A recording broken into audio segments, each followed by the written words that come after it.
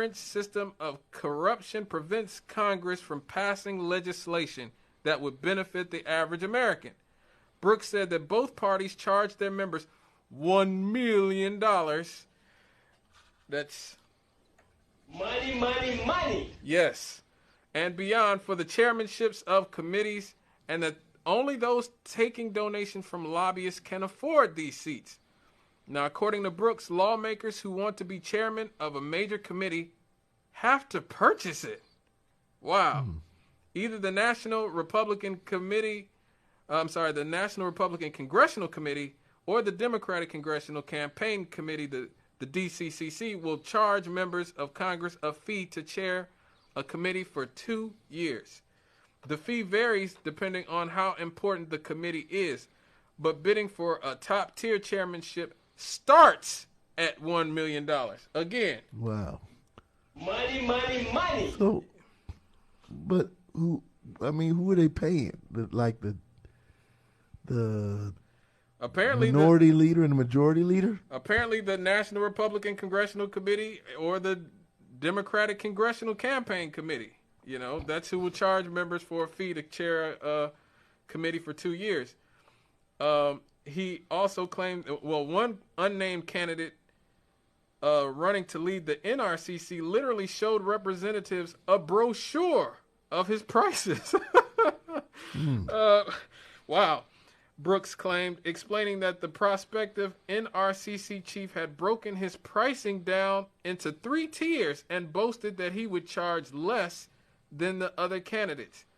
Those who can't afford to cough up $1 million take donations from special interest groups and are then beholden to these lobbyists. Once in office, Brooks continued. Party officials deny that payments are linked to committee assignments and refer to this system as paying dues, and dues is in quotations. However, it has come under criticism before. Now, Kentucky Representative Thomas Massey said that they told us right off the bat as soon as we get here that these committees all have prices and don't pick an expensive one if you can't make the payments. He referred to the payments as extortion. So, I mean, what do they do if you miss your payment? I don't know. I guess they break your legs.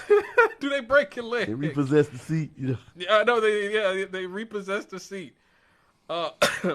Massey also described in 2016, earlier in his political career, a lobbyist from the medical device sector offered to pay for a seat on the House Ways and Means Committee, a powerful slot that would see the Kentucky representative shape tax policy. Wow. The unspoken implication, Massey wrote, was that he would owe the lobbyist his favor. Massey said, "It was one of the scummiest meetings I've ever been in. I just left reeling, thinking about the implications of how this place works when you realize that the lobbyists pick who goes on what committee." Wow. But I think it's better that we hear it in Mo Brooks' own words, what he had to say about it. This video is a few minutes. I think that it's important that the average person, the average citizen, hear exactly how this works from the horse's mouth. This is a Republican Representative Mo Brooks talking about how prime committee chairmanships cost $1 million and are paid by special interest groups as a quid pro quo for favored legislation. Sure that y'all are very much concerned about why our Congress is so unresponsive to the regular needs of American citizens. Why some of these policies that come out are so bizarre, so unfair, so skewered against regular Jane and Joe citizens. The reason is simple. Special interest groups run Washington. And I don't mean that metaphorically, I mean literally. Now, here is how it happens. In the House of Representatives, I'll use that as an example because that's where I work. If you want to be chairman of a major committee, you have to purchase it. And the purchase price for a major committee, say like Ways and Means, minimum bid is $1 million. Now, I'm talking literally here. I'm not talking metaphorically, okay? We have committees broken down by A group, B group, and C group. C are the cheapest, B are the most are middling, A is the most expensive. It's the most expensive because those are the committees that the special interest groups care the most about. So where does a congressman come up with $1 million to be chairman of one of these A committees? You can't get it from Joe and Jane Citizen, because Joe and Jane Citizen back home, they're not going to be contributing that kind of money. They don't have it. They need that money for their own families, okay? So let me finish. And so you have to get it from the special interest groups. And with the special interest groups, there is a quid pro quo. If you don't do what they tell you to do, they won't give you the money that finances your chairmanship. I had one guy who ran for chairman of the NRCC, which is where the Republicans pay their money for these committee assignments and chairmanships, just as the Democrats pay theirs to the DCCC. And this guy who wanted to be chair of the NRCC actually had a brochure. And that brochure had price listings written on it. And his argument for getting elected was, elect me, I will charge you less. Now you understand how the public policy debate is corrupted. When to be in a position of power, you have to do what the special interest groups require, which undermines the public policy debate. The money now is triumph. And I'll give you a second example. So it's not Mo Brooks talking, but there's real evidence to back this up. Congressman Thomas Massey, who, by the way, endorsed me yesterday afternoon. I should add that Rand Paul has also endorsed me from Kentucky. He had a lobbyist come up to him, and the lobbyist said, look, I will pay your $500,000 to be on Ways and Means if you will sponsor this patent bill. Thomas is brilliant. He has patents, MIT grad. And Thomas said, okay, I'll look at it. And he looked at it and he said, no, this hurts the small and good. The people with the power and the money are going to use that power and money to steal the patent rights from the person who actually had the idea, who should be reaping the rewards of that idea. And so Thomas went back to the lobbyist and said, nope, I'm not going to do it. The lobbyist said, okay, I'm not going to pay that $500,000. Thomas Massey got that published on the front page of USA Today, that story. And I saw it, and I'm going, finally, somebody else in the House of Representatives who is honorable, who is ethical, and sees the corruption associated with this process. And I went to Thomas and said, thank you for doing that. And Thomas responded, well, I made one big mistake. It looked good to me. He said, well, I talked about it in terms of buying committee assignments, when really it's a rental agreement. You have to pay it every 2 years. Now, the national media knows about this. Both political parties do it, so neither party rises to the occasion and makes this a major public policy issue.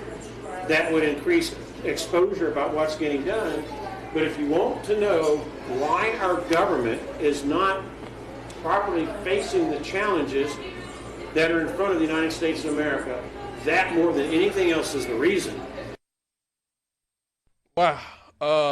He just puts it out there fully. And, it's important that things like that happen. Again, this is why I'm so hard on the political parties here. On this show, I've gotten a lot of flack the last 5 years. I think it's 5 years, 6 years that I've been here. 5 or 6 years that I've been here about saying I'm a third-party voter, that I generally do not vote for especially at the national level, the Democrats or the Republicans. This is why.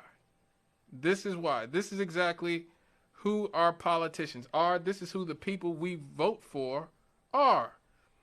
This is what leads to that level of disenfranchisement that we see in our society, where people are jaded, where people are cynical, where people just don't believe in anything anymore. So I wonder, why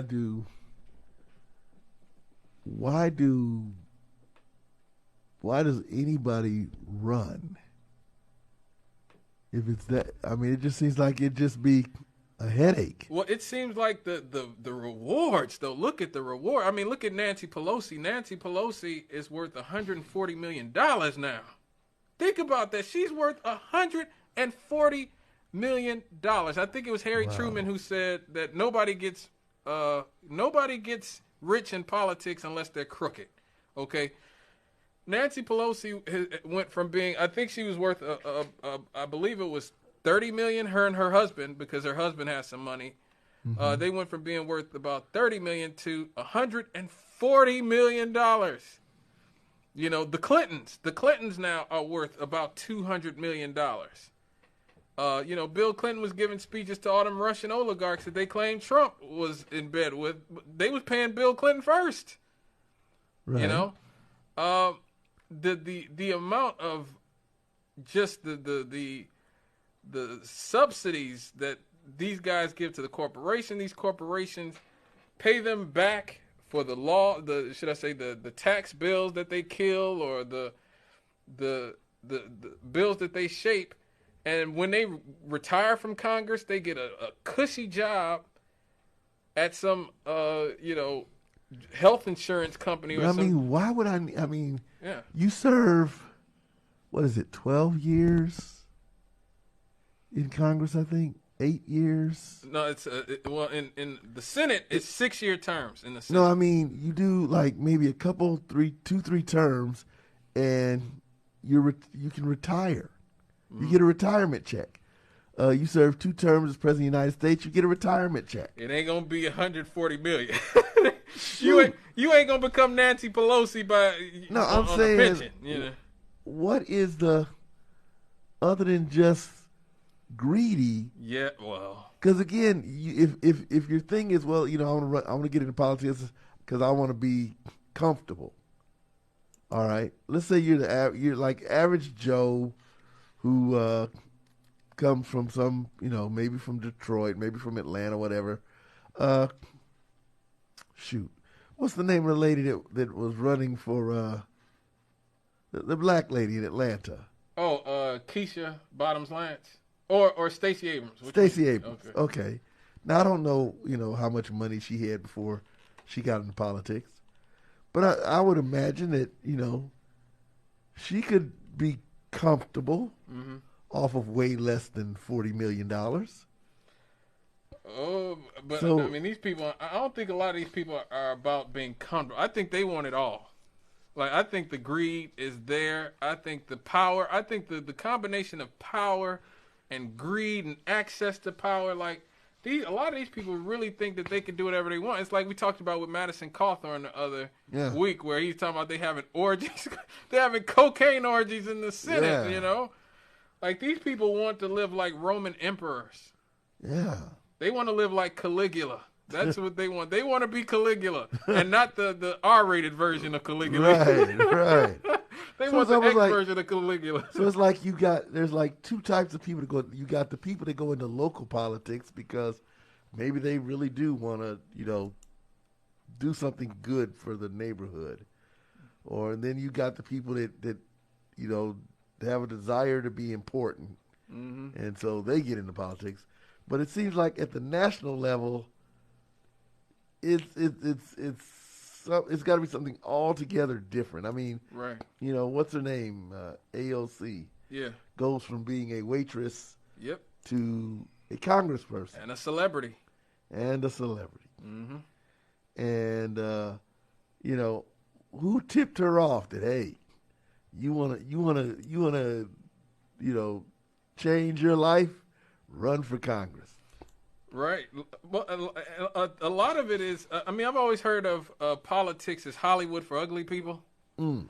And I think a lot of these people, like I said, they want to be successful. They want to be famous, and they like they don't just like the power. They like the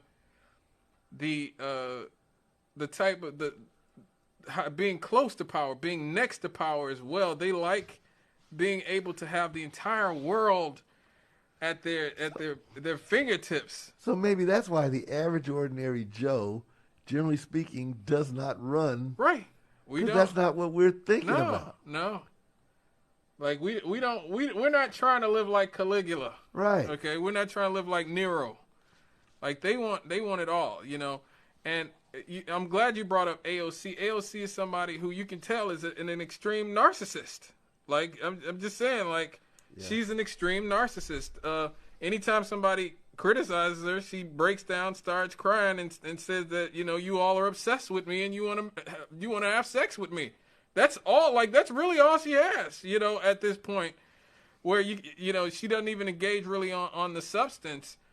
You know, she recently, the Amazon workers, I played the clip from Christian Smalls, the Amazon labor union president, and he talked about how she ghosted them. Now, this is a woman who built her entire reputation on how she was a waitress and how she stands with the workers and how she stands with the laborers. She completely ghosted the Amazon labor union, and they're in New York. It's not like she had to travel to Texas. Now, she had no problem traveling to Texas to go to the border, along with a lot of our leaders. Some of our leaders as well went all the way down to Texas when we have problems in Gary that needed to be fixed. They loved going down to the border so you could see them crying, and they could virtue signal about, oh, the immigrants, oh my God, I can't believe we're treating immigrants like this.